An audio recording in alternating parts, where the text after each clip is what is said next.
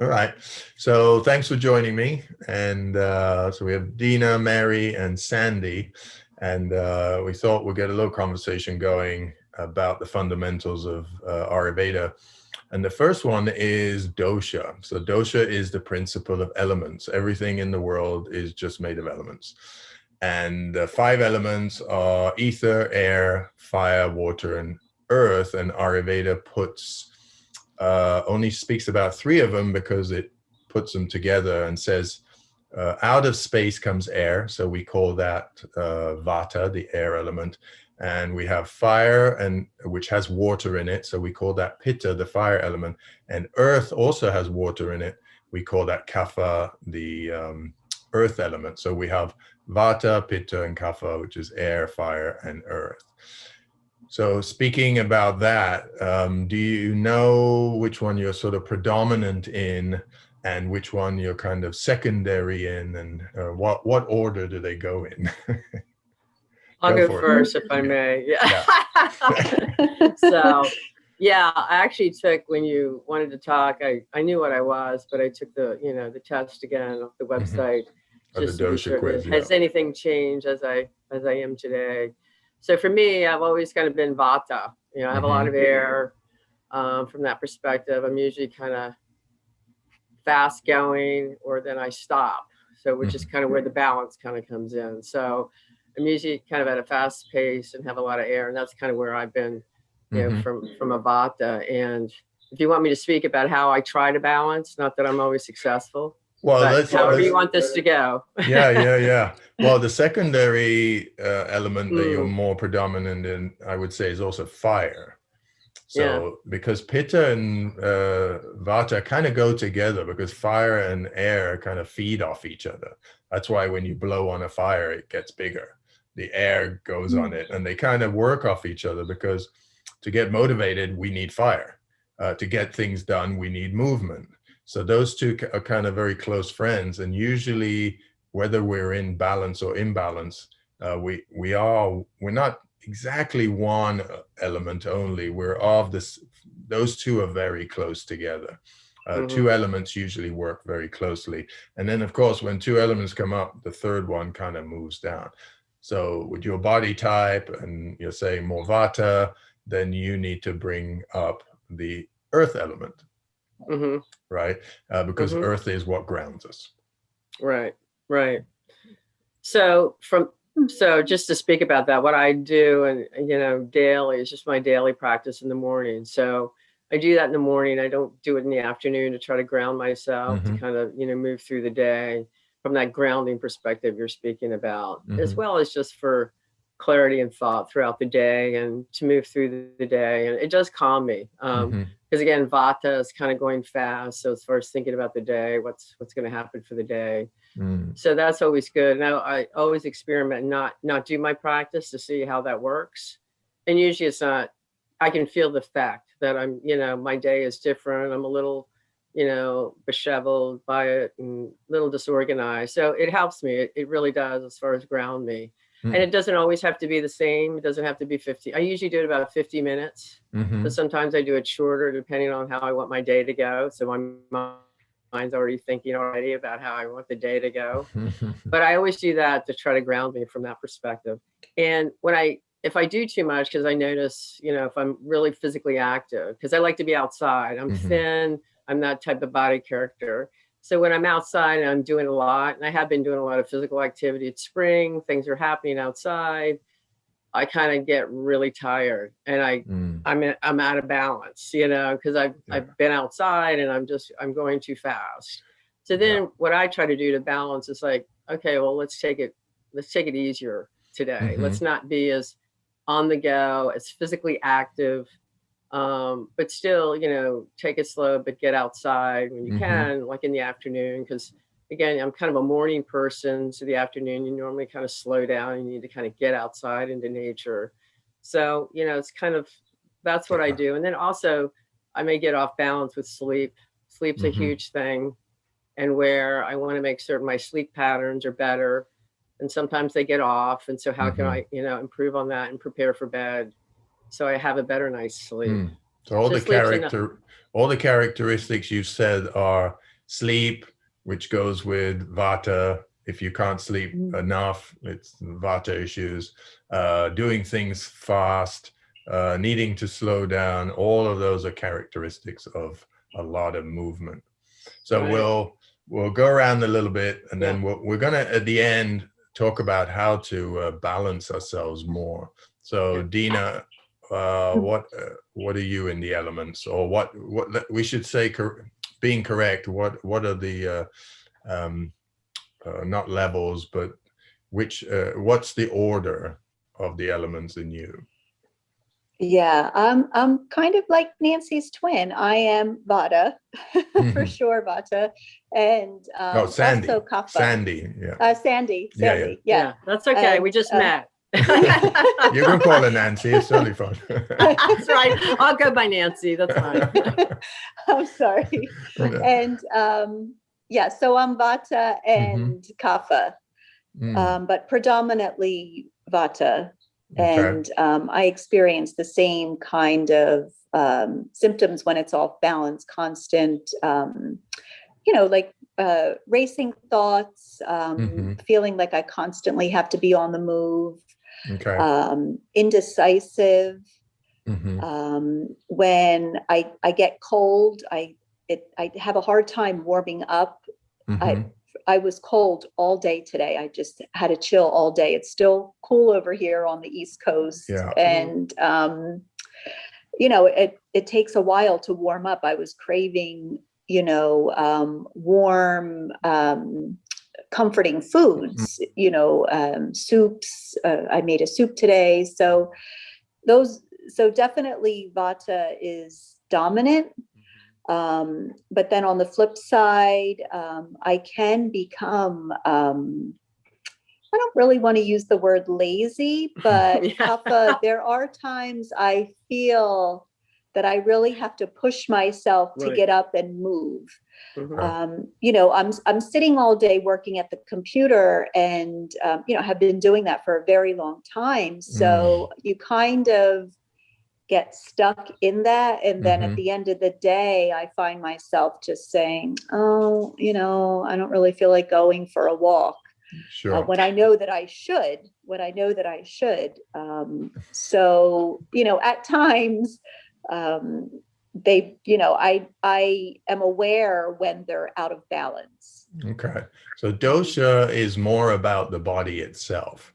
The second thing we're going to talk about when we're talking about, if you say laziness or excitement, that's the second aspect we were going to talk about, which is the guna, which is more the characteristic of the mind. Okay. So when we refer to dosha, the elements, we're really speaking about the body itself. So when you said vata-like but cold, vata is cold. The energy of wind is very cold. It makes the body cooler. That's why we get drier in the body. We're kind of the opposite of oily. Kapha gets oily, vata would get drier, because if you've been out in the wind and it blows too much on you, you get very sort of scaly skin, or the hair gets very dry. So the characteristic of your body. So you say more vata-like and pitta-like, or kapha-like in terms of body itself? The elements, how they move in the body. More vata, I would say, is stronger. It's stronger. Okay. Yeah. Because pitta the fire element can also burn out the body. For example, when somebody gets dry scalp, a lot of heat gets lost in through the head, and it makes the head dry, the scalp dry itself.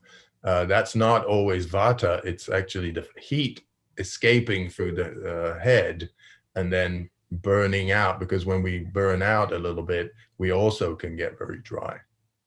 Oh, okay. Yeah, it's understanding how these elements move, because elements never change their characteristics. For fire is always hot, right? It's how is it in your system? How hot does it get? So when we talk about the elements, space is always going to be space. Air is always going to be moving. And air is what moves everything else. And as it moves, it creates more heat. And that's where we get pitta from, the fire element. Fire is always going to be warm, like water is always going to be wet, right? And damp. And earth is always going to be the heaviest. It's kind of damp and it's heavy as well. So we just look at it in our system and say, how is it moving in my system when I'm at rest? And then how does it move when I do activities? It's very particular to us. Although the characteristic of the element doesn't change, it does change how we react to it in our system. Oh, okay. Yeah. That's so interesting. Yeah. That's why we can kind of be a little bit our own doctors in that way of knowing how these things are moving, and then follow them and say, well, if Pitta is hot always and Vata is moving all the time and it gives these kind of symptoms, how is that applied to me? Because then you can see your symptoms are telling you what's happening inside your body. Because that's basically what symptoms are. They're telling you what's happening inside your body. Okay. Yeah. So, Mary. I'm a firecracker. It's a great trait to have, because firecrackers get things done. Oh, yeah. They've definitely get her done. Yes, that is me. And I would guess, I don't know. I'm so Pitta. I would think I'm probably Vata as well. More so than Kapha, I think. Yeah, I would say too. Yeah, Kapha is when Pitta and Vata, the air element and the fire element, are predominant. It's very difficult for the body to be Kapha-like, because there's so much movement, so much heat, so much going on, and there's that busyness in the body that you can't put on weight. You can't get that grounding, and then the mind is a little bit, which we're going to get into next. And the part of the mind we call the guna, and the characteristic, or we could even call it, element, is balance in the mind. And then we have sattva is balance, and then we have rajas. Rajas is like activity. It's almost like fire. And then we have the other side is kind of like inertia, more slow. It is almost like kapha-like. We call it tamas. So balance is in the middle, and then we have this tamasic mind and this rajasic mind. When the rajas and tamas are kind of, you're going a little bit here. If this is balance, you're going here, and you're a little rajasic. It means you like you play some sports, you get activity going, you get some heat in the mind, you might get a little competitive. That's fine, because you've gone here. It's when you go all the way over here, which you become very rajasic. That's when you're really pushing the body to its limits, and the mind, kind of thing. And then on the other side, inertia is when you're kind of chilling out, you're close to balance, but you're kind of leaning a little bit more this way. You might be reading a book, you're sedentary, you're slower, but you're definitely still got energy. You're still active in the mind.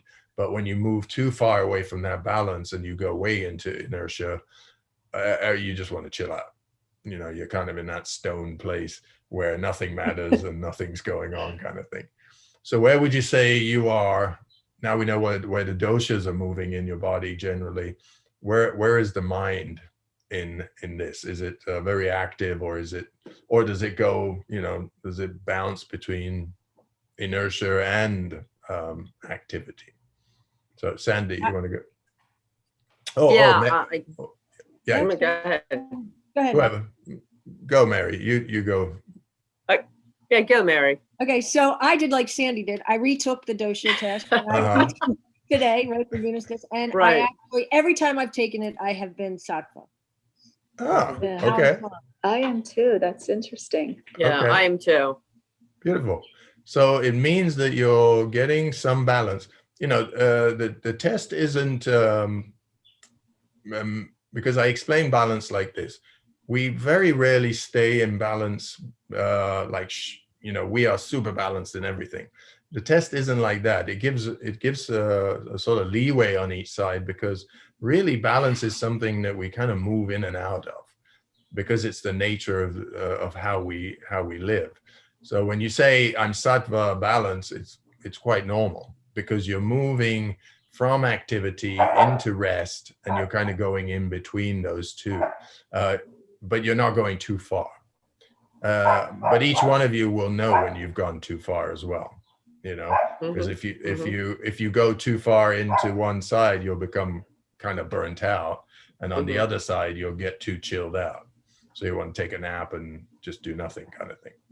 Right. Okay. Well, that's good. That's being in balance of mind is a good place to be. It means, because if you can get to that state, whatever is in your head will end up in your body, right? So the body has no mind of its own. It just reacts to the outer environment and the mind. That's basically what the body does, right? You think a thought, that reaction ends up in the body. So if you say you're having this pleasant thought and it's, great memory of something, your body just feels more pleasant.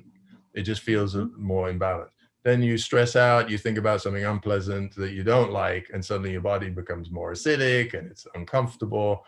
Maybe your stomach starts hurting, or so, that's a total reaction to the mind.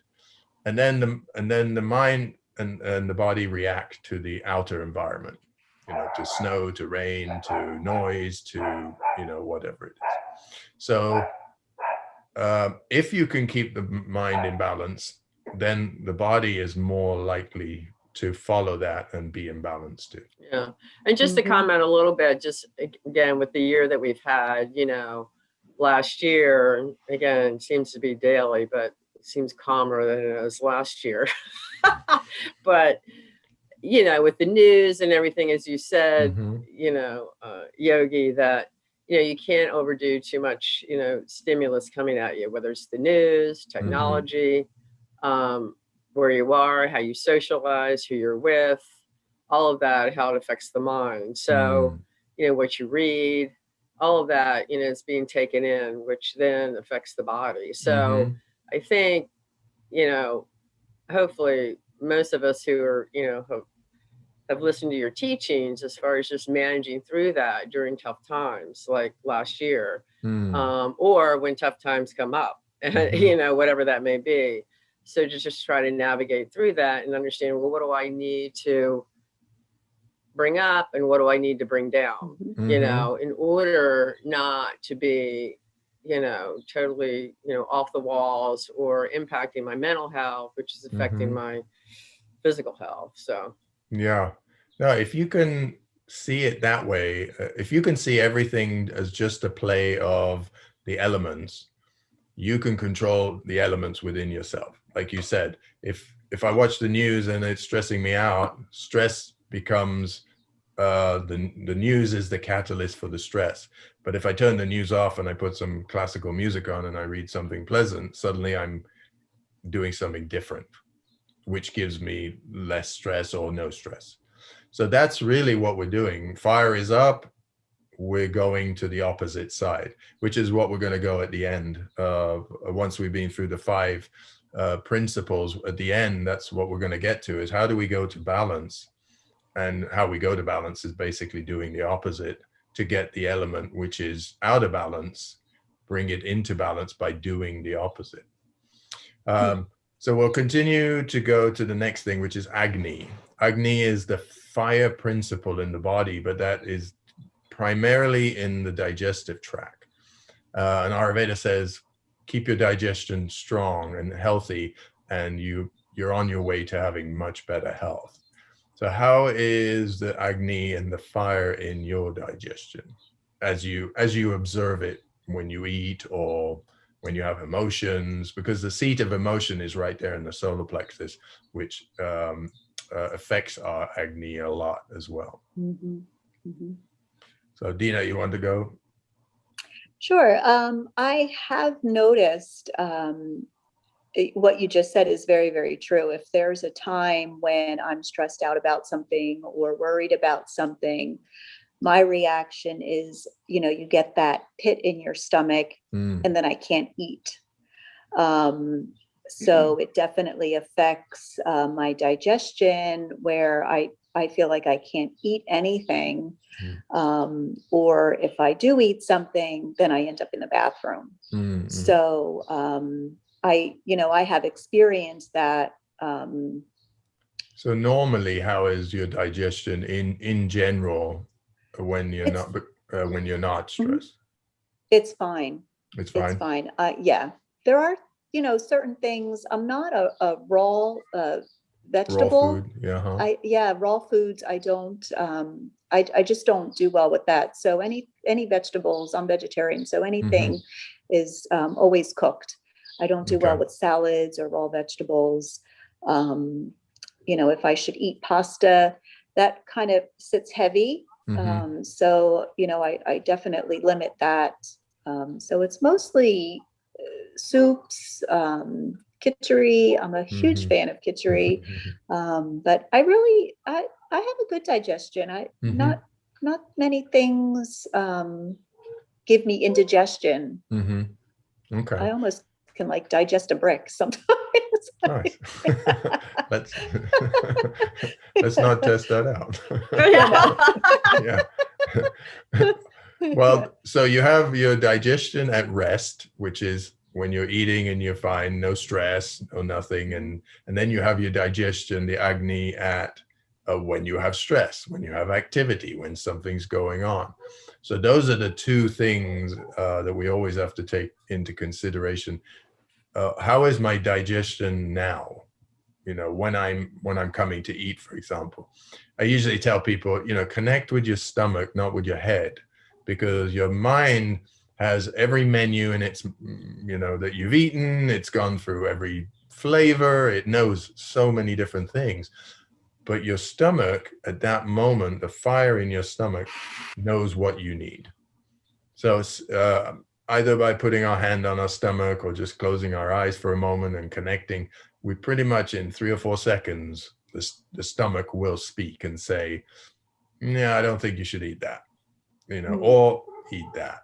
So I'm always suggesting that because there's such a big difference between when our digestion is strong and when our digestion is off. Like you say, it's just off. And, if I eat pasta, it's too heavy. Or at any time, maybe you eat raw vegetables, stomach can't digest it because you need particular types of digestions can handle raw food. Not everybody can.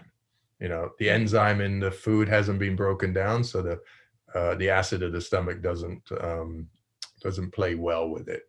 So very few people can actually eat raw food and they're okay. Mary, how's Agni? So it's interesting because of being home for the last year or so, you've had to cook more. So it's allowed you to say, what do I really want? What do I feel like I need to have? Much more so than, oh crap, it's time to eat. I don't feel like cooking. Let's run down to the fast food, or whatever, or go to a restaurant. So it's been better.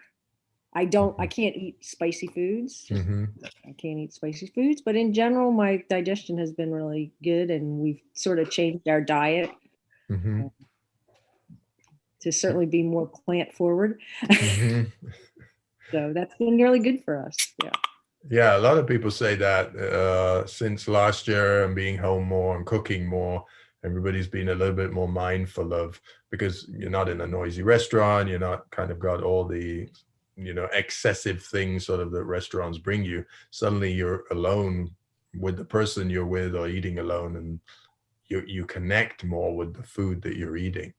It makes a huge difference because that way you realize certain foods I do better with in different seasons.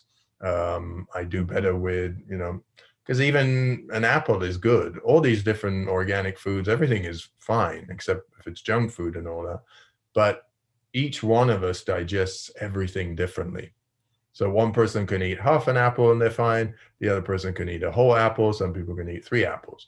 But each one of us needs to find that perfect amount in the moment, because each day is so different.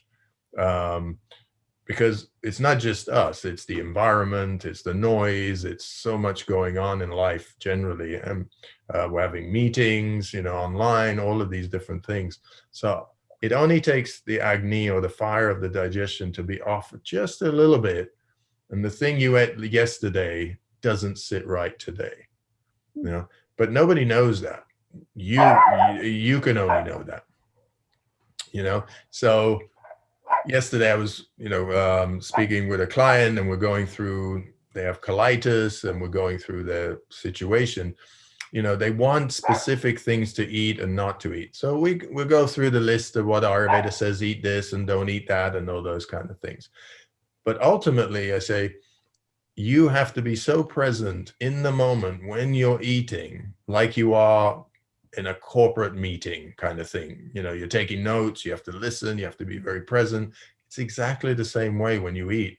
You have to be so present with the food to know, yeah, I am digesting what I'm eating right now, and I need this specific quantity right now. No chart, no Ayurvedic chart or test or doctor or anybody can tell you that, because it's you with your food in the moment. So that's why we usually, eat in silence. We don't talk, so we're not gulping air down, and it's not socially forward thinking in that way. But it's really the way to do things, especially if you're sitting on your own. Even when we're eating alone, we're not thinking about things to do, because that takes us off, eating itself. We're just very present with the food to say, okay, I had this much on my plate, but actually I'm done now.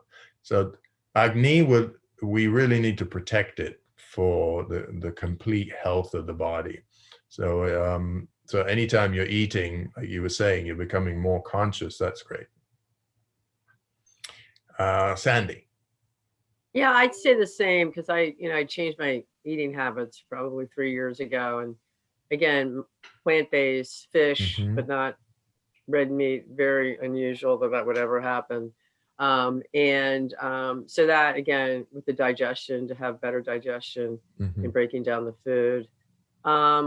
Again, similar, cook vegetables. I don't, not, it's not like I can't eat a salad. I do. I enjoy salads when I have them, but I don't eat salads as much as I used to. The dryness of the whole aspect of vata and digestion. So, and then I try to, with the dryness as far as digestion, having more fluids, which is one of those things I need to improve upon. It's one of those things I have to be more conscious of throughout the day, as far as just drinking more tea and those types of things, and not drinking. I don't drink during the meal as much. And alcohol is another thing. If, just to be totally honest, I don't drink a lot, but I drink it. But sometimes that should come down some too, as it relates to digestion and feeling better in the body. So, so conscious of that. I think everything's about being conscious of your body and, being present, which is what it's all about. If you keep coming back to that, you'll just learn on your own about, well, this doesn't work. There's one story I can tell you. When I was working, I've just recently stopped working, and I was eating peanuts, like right in the afternoon. I was having this like craving to eat, right? I needed a snack. I was eating peanuts like crazy. I would just eat them, right? So it was a hard digestion, and I knew it as far as digestion. It actually affected my body in a way that, I had constipation, and it's like, that's what it was. It was like I was eating way too many nuts, and it was peanuts. It wasn't like it was an almond or things of that. Just like I had to back off on that because I couldn't digest those nuts. Yeah. And it really impacted me. I was like, what is affecting me so much? It's just that unconscious eating where, at the end of the day while working, it's just one of those things you're unconscious about it, or, you're not listening to your body. So, but if you were eating, let's say, raw nuts, they are better for your body because they have more oil. So they pacify the vata. And if you eat them dry roasted, they're more dry and they'll give you more constipation thing. But you need good digestion in the first place to digest the raw food because it's not cooked. So this is where Ayurveda gets, we learn the principles of Ayurveda and then we leave them be, and then we see what applies to us, right? Because in that instance, you're getting constipation, yes, because you're eating too many of them, but if they were dry roasted, or you could get constipation because you're not digesting them properly because they're raw. So here we're looking at things in both ways because it's not maybe as obvious as it is. it's like when we're trying to solve somebody's ailment issue. If there's one element out of balance, it's much easier to solve that ailment than if 2 or 3 are, because if we're trying to balance one element and the ailment's got 2 things out of balance, as we're trying to fix this one, maybe this one goes out of balance. And as we're trying to fix this one goes out of balance. And if you got 3 out of balance, what we call tridoshic, then it's very tricky. And those are the ailments that we, have to spend a lot of time on, and they take longer to solve because elements, all 3 elements are out of balance, all 2 elements are out of balance. So that brings us to a principle of Prakriti. Prakriti is our nature. So Ayurveda says we come into the world with a certain nature, and that nature is basically, the doshas are kind of set in their ways. Our mindset is even set in its ways. And I always say, when a mother kind of looks at its kid or a father and says, yeah, I can see how they're going to be when they're older. That's what they're talking about. And we've all had it. I mean, I've looked at kids and gone, oh, I see how you're going to be as an adult. So that is what we basically call Prakriti. Vikruti is the principle of who we've become. So Prakriti is who we are as our nature is, in the doshas mix and the guna mix and everything. And then we became other people. Why? Because maybe we lived in cold weather, and we moved from cold weather to dry weather, and we moved to a whole different continent. We eat different foods, we have different interactions, and suddenly we've actually morphed into something different. But our real self was somewhere, in the past that we've forgotten about. That's why we react to certain things a certain way still, and we can't work it out. Our body reacts to certain foods or things because we still got body memory. Muscle has memory, the mind has its memory. And in our consciousness, there's many things already set there from childhood that are already there as well. So it doesn't matter where we move in the world, that's still with us. It's kind of like, people say, I go to India and find myself, and you're there and you find yourself and you realize, here I am again. and there wasn't anything to find. So that's, what we're talking about is your mind is still carrying that memory as your body is carrying that memory. So Prakriti is kind of who we are, and Vikruti is who we've become. And we do that. We become other people also because we need to get a job done, for example. Using myself as an example, I'm a lot slower moving, I'm slower thinking, everything I do is pretty slow. But then if I want to run a business, for example, everything's fast. You got to think fast, you got to do things fast, you have to react fast, and I'm really out of my element. So suddenly I've gone from my original Prakriti to another, what we call Vikruti, because of my situation, So what do you feel you're like right now in your nature? This is not, it's not a simple thing to figure out because we need memory from childhood and all of those. But right now, what do you feel your nature is? Slow, quick,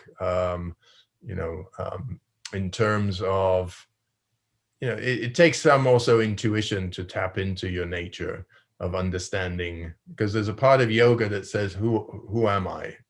Understanding yourself. On the surface, it's kind of, I like this, I like that, I take to this, I don't like that. But on a deeper level, it's really that nature that you have, like I was explaining about myself. I'm just slower. I'll go slower. I think slower. I prefer sitting rather than running. Things like that I understand about my nature. It's just, if I think about it, it's just the way I am. I will have to make myself run because I don't want to run. you know, so that is part of my nature. You know, if I have a choice between sitting in a noisy room or a quiet room, I'll always pick the quiet room, you know. So if I need to be more active, then I have to go in the noisy room. So I know these things about my nature, they're just innately ingrained in me. They're kind of beyond a preference. They're just the way I've always been. So when I had conversations with my mom about how I was as a kid, she would say, yeah, you were naughty and you ran around a lot and everything, but you're always kind of peaceful and you were kind of calm, you know. And I remember settling into that really when I was 10, 11. It was just a part of who I was. It didn't mean that I didn't do sports or activities and everything else. It just, my innate nature was much more about sitting quietly. So I don't know if that helps you to sort of know more about yourself or your innate nature. Go ahead. Who goes first? Well, I can start. Yeah. So I'm like, you know, I'm like a middle child of my family. So kind of where was I grounded before? I was like, I'm always the middle child. I always kind of bring people together, and I'm like, you know, that's kind of who I am. I'm not on this end or that end. I'm in the middle. Okay. I'm calm. I'm usually pretty calm. And I like to kind of like get things done. So if there's something on my mind, there's something that I want to do, you know, I kind of like, I move and let's go and let's get it done. I'm not one to, I mean, I like to stay quiet like yourself, Yogi. I like to be in a room. Like today, I've spent some time being quiet, you know, because it wasn't nice outside, you know, and it's like, this is a good day for this. And so I can be quiet and do some reading. But normally I like to kind of be outside. I like to be in nature, and I like to have that natural stimulus versus I'm not one to kind of, you know, be in a large group. I mean, I can do it. It's fine. I enjoyed it sometimes because you need that stimulus, you know, to kind of get you moving. But it's not something that, you know, I'm one of these extroverts that got to be out all the time. That's not me. I'm like balanced in between. I'm in the middle. I'm kind of, that's how I kind of think about myself. Okay. Yeah, in the middle means I can be a little bit this side or that side. I feel comfortable with myself in that situation. I mean, when I think about like Jema, she's always active. She gets things done, and then she physically gets them done and mentally is preparing to get them done. It's just a part of her nature. So then she sees things in a whole different way than I see things because I'm moving slower. So I end up not catching certain things that you need to be quick in. If I want to catch that, then I've got to move quicker. But then I catch things because I'm going slower, you know. So we observe those things within our natures. So you're feeling more the middle ground is your nature, because that's where you feel the most sort of comfortable. Dina. I'm definitely more quiet, reserved. I prefer being in small groups as opposed to any loud, crowded place. I can do it, but my preference is to be in a smaller group. I'm, you know, gentle nature. I always was, even as a child. I can remember just compassionate towards animals and, you know, caring of other people's feelings. You know, just if friends were picking on somebody, you know, another friend, then right away I would, you know, want to stand up or would stand up for the other friend who was getting picked on. But I definitely prefer to stay quiet, to be outside in nature, quiet. So you're more just observing things. Definitely. Okay, yeah, that's part of the nature. Some externalize things more. Sometimes we internalize. That's part of our nature as well. Yeah, because we can work things out internally. Sometimes some people like to do it more externally. So I'm like that too. Most of the time I'm working things out internally. Even when I say things externally, I'm just listening to them just to work them out. Practicality is a part of my nature. I will always work things out. So my intention is, what is that? What is the solution? And there is always a solution. So almost that's become a part of my characteristic. Mary. I would say I'm constant movement in my head and in my being. That's why you're fire. For sure, yeah. It's interesting though, because there is a part of the balance. Like, I love to be outside in nature. I hike all the time. And even while, like, I'll go by myself a lot just because I want the peace of just being quiet. I'm in sales, so I'm constantly interacting with people. And I have found along my career, I've been fortunate enough to really develop some really nice relationships that I've kept for over 30 years. And so that is really, basically, I would say my nature is of being in relationship is what I like to have in my life. It brings me balance. Brings you balance. Okay. The last thing in the 5 series is root cause. So Ayurvedic principle is always go to the root cause of anything. So if we want to figure something out, whether it's an ailment, it's finding a solution to something, we look at the symptom, and that could be our reaction to something. It could be reaction to our body is reacting to something, our mind is reacting to something. We look at the symptom just to see what it is. What color is this symptom? What nature does it have? Is it heavy? Is it light? All of those symptoms give us a roadmap back to the root cause, because it's the root cause that we have to treat. So we're not spending a lot of time on the symptom. We're just getting the information from the symptom itself. And then we're making that track back to root cause to figure out whatever it is. I mean, Ayurveda speaks about ailments and disease and root cause, but actually we can apply that to anything. We can apply it to, we're trying to figure out a solution to something. What is the symptom? What's in our way? And where is the root cause of where that is? Are we creating the root cause in our mind because we're stubborn, or we always think this way, so we're kind of putting things in front of ourselves, or is something coming from somebody else because we've attracted that person and they're putting it in front of us? These are all the symptoms that we kind of can go through and understand them, and then we can work from there backwards, and we can find the root cause. And then, of course, all the things we've talked about, elements, characteristic of the mind, Agni, the fire of the body, and even our nature, all add to what's going on in our body and mind, because it's our body's reaction and our mind's reaction to everything. And then, of course, whatever's in our mind going into our body that creates that root cause,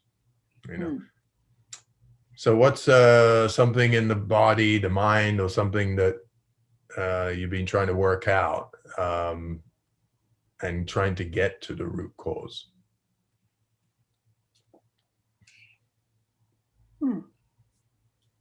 That's a good. Do you mean an ailment? Like, it could be an ailment. Feeling. It could be something you're trying to solve.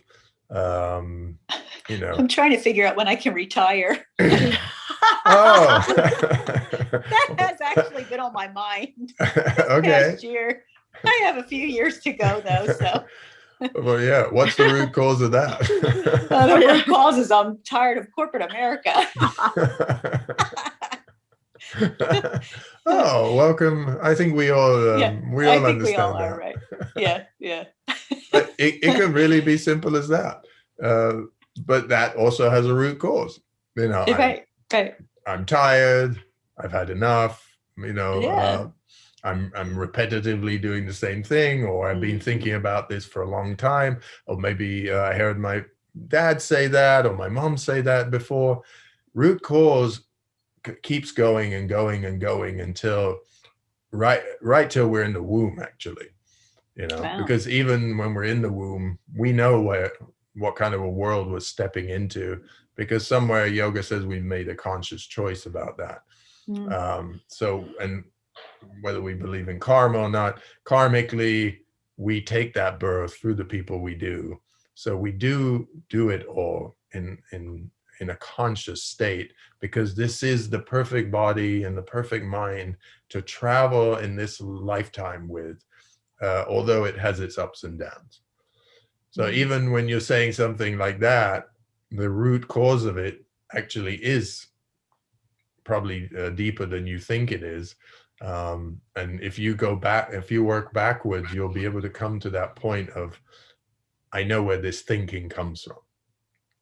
Because somebody else might say, I never want to retire, and then they have a different root. They have a different root cause, Right. So I've heard people say, I can never retire. What am I going to do? And those words will never come out of my mouth. So you don't have that fear. Some people have that fear of, oh my God, I'm going to be alone with myself, and what am I going to do? Go just play golf all day? What's in store for me? So root cause is about expanding our thought about why we say something or what we're experiencing in the body and mind, and saying, where does that truly come from?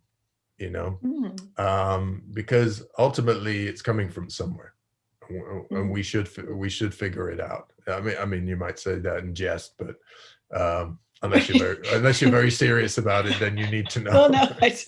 Well, 31 years in the corporate world, I feel like I've paid my dues. Okay. Yeah. Well, there's something to do with that thought, which is, well, then what can I do? What can I do with what I've learned, and more importantly, what I've trained in, because you've 31 years of training now. How can I apply that to something else? Because training is training. Training just becomes a habit. And you've done the same thing like a mantra every day, 31 years. How can I take that mantra or that training and flip it into something else? Now you can start to see, the possibilities of where you can go. Right. And you may find that you're a little bit too young to retire. A little bit. Yeah. Maybe 6 more years. 6 more years. Oh, it's funny. I make the comment is my feeling is, I don't think I'm going to be ever retiring, because this is how it is. We need to work and have our minds occupied for the rest of our lives. Otherwise we get into trouble. Yeah. Sandy. Yeah. Well, for me, a personal thing is just recently I've been quite tired, I'd say, over the last couple of months. And so I went to the doctor and did some blood tests. And so it's my thyroid. So I have a thyroid issue. And so this is a work in progress right now. I don't have the answers, but, and, I had a medical condition, I was radiation up to the throat. So it was always one of those things where the thyroid could be affected. And so I think it is. And so, and I've gotten a diagnosis. And actually it was interesting because, Mary reminded me, Yogi, that you had an interview with Marianne. What's her last? Yeah. Teitelbaum. Yeah. Oh. So I went back, she sent it to me and I reread it. I was like, oh yeah. So, and I got her book, and so I'm in the learning process right now to kind of become educated about the whole process before I just, but I've gotten the test and I kind of know that's it. So how can I balance that as it relates to the thyroid, which is hypo, not, hypothyroid. So, because it's affecting me as far as just, my energy level.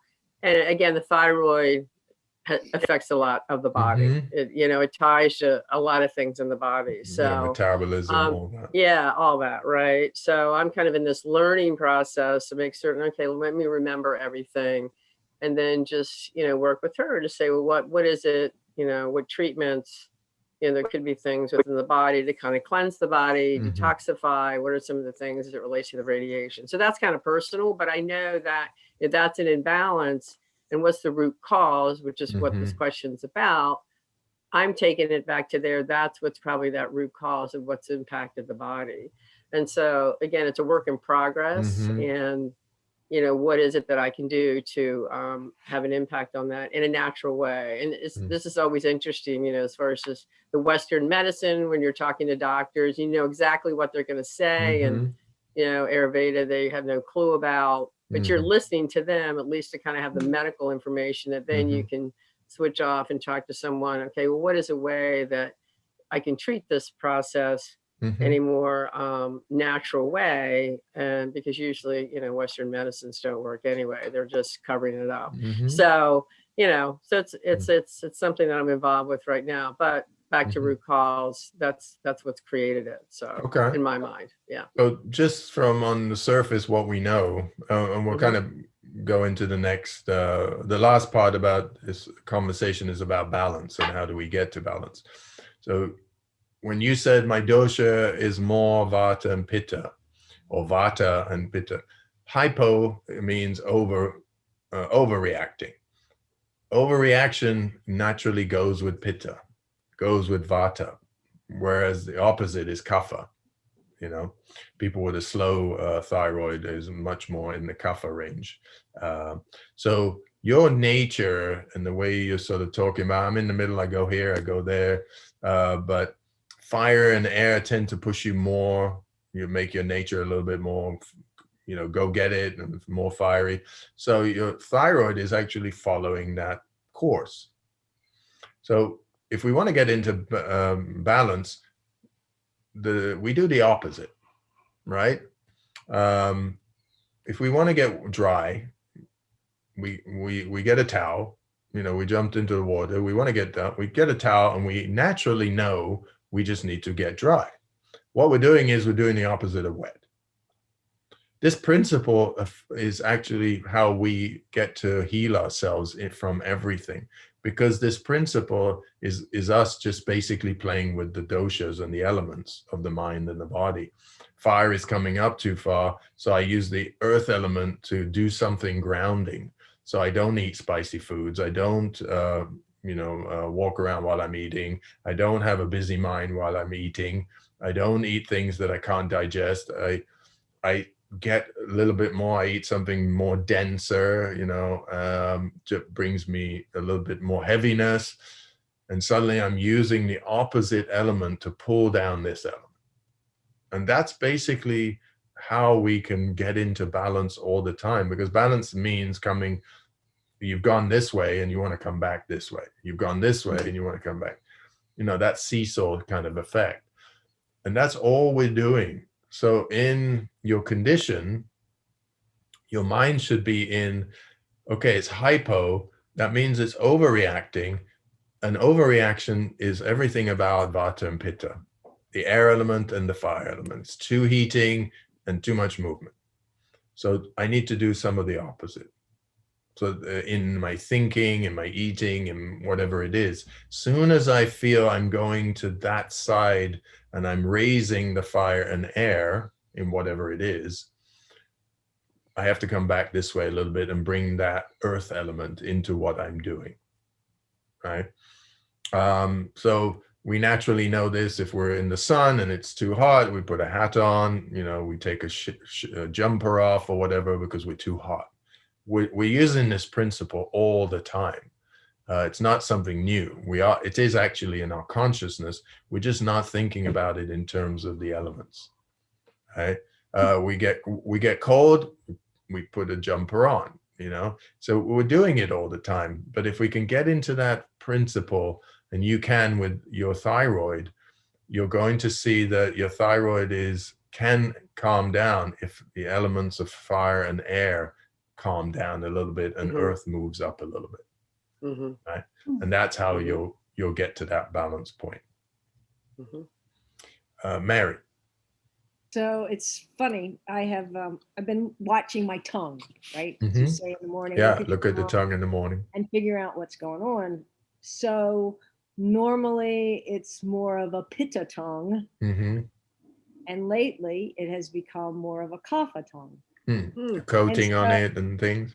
And dark. It's darker. Uh-huh. All right. Mm-hmm. And so I'm like, what has changed Mm-hmm. to make that happen? Mm. Well, I tweaked my knee.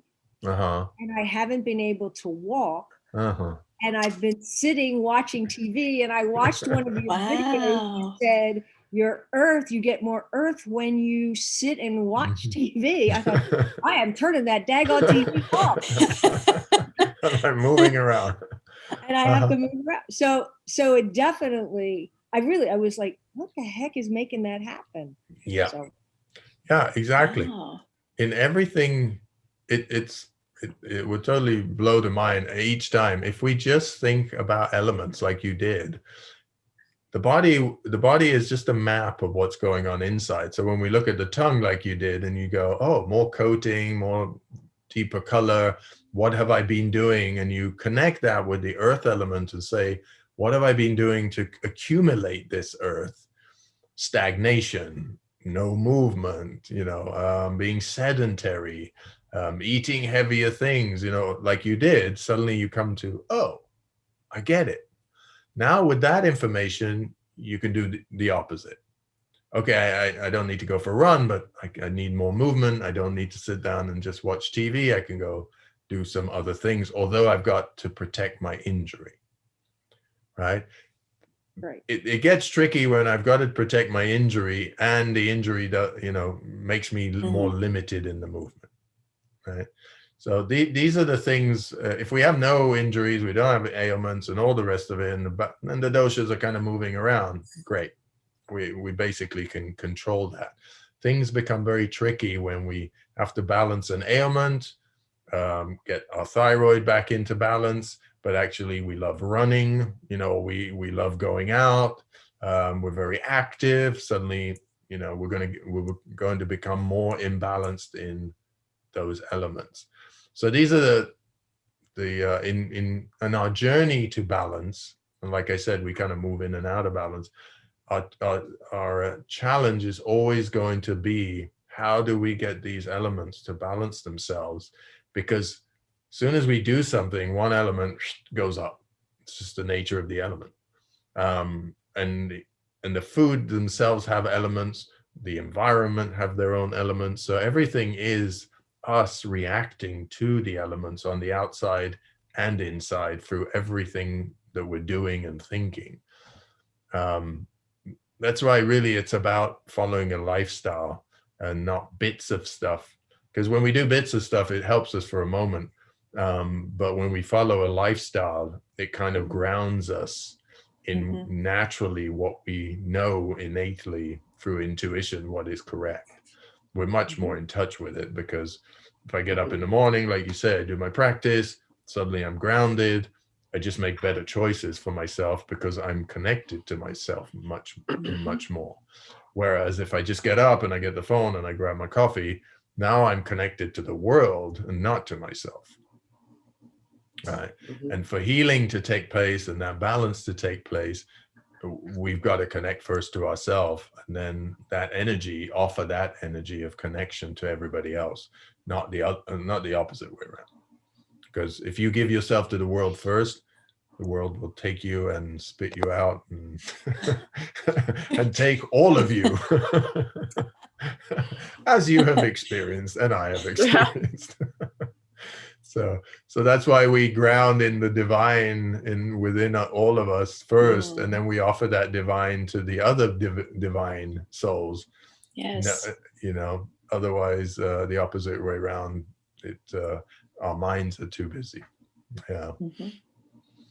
Anybody want to add anything before we sort of close it out? Yeah, I think just what you said, as far as just your lifestyle and reflecting and always thinking about your lifestyle and creating routines and being committed to those routines to change your lifestyle. It's always the hard part, right? So whatever that is, to say this is what my routine is going to be, and trying to stay focused on that and not having other elements, or things get in the way of that then put you off track. So, which is always coming at you. So I think as far as just trying to understand, in which Ayurveda is always like, because everybody's individual, and that's what the hard challenge is. Like our culture is such, if I do this, but it will impact this. Well, Ayurveda is just like this whole aspect of trying to figure yourself out. And you have to be committed to thinking about that. It's not the lazy way out by any means. It's like you really have to focus on yourself and all the good, the bad, the ugly, and like, well, how do I manage that, and just being open to it, and finding people who like are kind of doing this with you. I think that's important too. I think that's really where you've done this community, Yogi, but I think as far as trying to connect with people who are also understanding this as well, so you can have that dialogue to kind of like, okay, I get it. There was a friend that we just met, it was a couple weeks ago, and she's on this kind of journey as far as just Ayurveda and natural and not Western medicine. And it can be very difficult for people to like, depending on who you're with, and who's around you, they're like, what are you talking about? And it's just, I can clearly remember talking to you, Yogi, when I was kind of starting this. It's like, well, just, you've got to be true to yourself, and it will naturally flow. It will happen, and people will understand you. And if not, then, there's reasons why. So, but just, you have to be committed to that. And, and then just doing it in a way to talk to people relating to yourself. That's one of teaching others as well. It's not just about yourself. And that's where this comes back around. Yes, you're about yourself and trying your own health, but it's also about other people that you come in contact with in a soft way to kind of, it's about you being, if they're seeing that happening to you, then they'll be interested in it. And some of that will also be carried to other people that you that you are with. So, so it's really, it's like you said, it just takes a long time and for you to figure out what it is that impacts you. So you can balance and have, as good a health as possible, while you're here on earth. Yeah. Nicely said. We're spending the time in the morning on ourselves so we can offer the best we can to other people. That's basically what we're doing. Because we innately understand ourselves better, then we're going to understand everybody else better instead of trying to figure out everybody else. And then one point we were talking about that our natures are going to naturally draw us to certain things. That's part of our challenge in the world.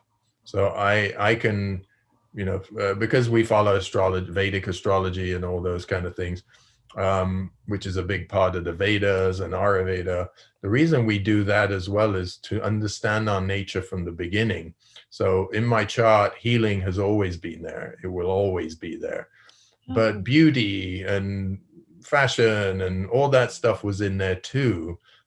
So like my guru, my Ayurvedic guru would say, well, you were in the fashion business for a reason. Your soul went through that at that time, but it's in your chart.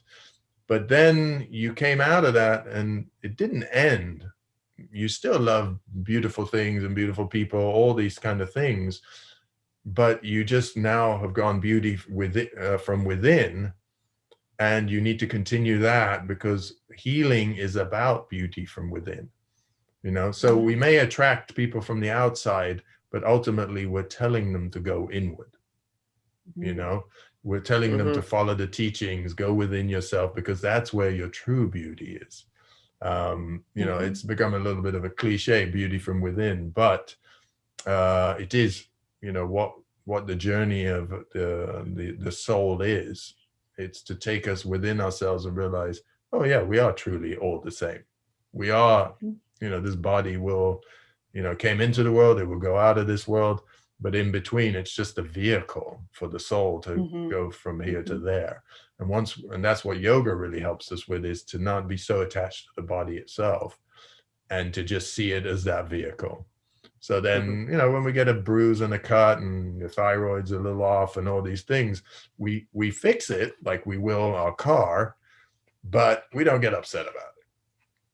We just say, oh my vehicle's a little bit off or broken or a little tired today, and I'm going to do what I need to do.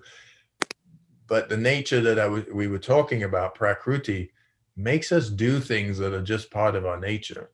And those are the things that we will have to accept because they're just a part of our nature. But we have to know what those things are, Yeah. It's like one time my guru was saying, a soldier is a soldier. He has that innate thing in him. It's not good or bad. Going to war and killing people is not positive. But if that soldier has that innate, he's following his nature and he has that innate killer in him or whatever it is, he's actually living very authentically. He doesn't need to be validated by people saying whether he's a patriot or he's an idiot or, he's wrong.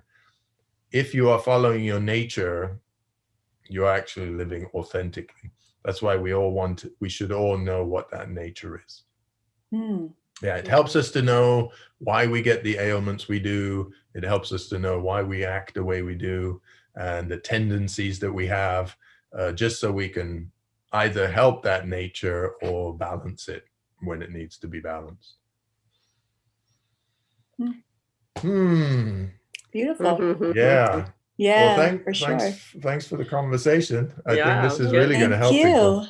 Yeah, it's going to be nice, thought-provoking, because the whole thing was let's get everybody watching this, and then they'll say, how does that apply to me? And hopefully they'll be able to figure some things out, their own nature, their own doshas, gunas, and agni, and all of those things. So anyway, it was lovely to see you all. Yeah, yes, it was so nice meeting you both and to see you again, Yogi. Yeah. Oh, Yogi, give Jema my love. I know. Yeah, Jema is missing you all, and she wanted to be on this, but she had to be somewhere. But she sends her love to all of you. Great. Very nice. Yeah. Me as well. All right. Take care. Thank you so much. We'll talk soon. All right. Talk soon. Bye, guys. Bye-bye. Bye-bye. Thank you very much. Bye, everybody. Bye-bye.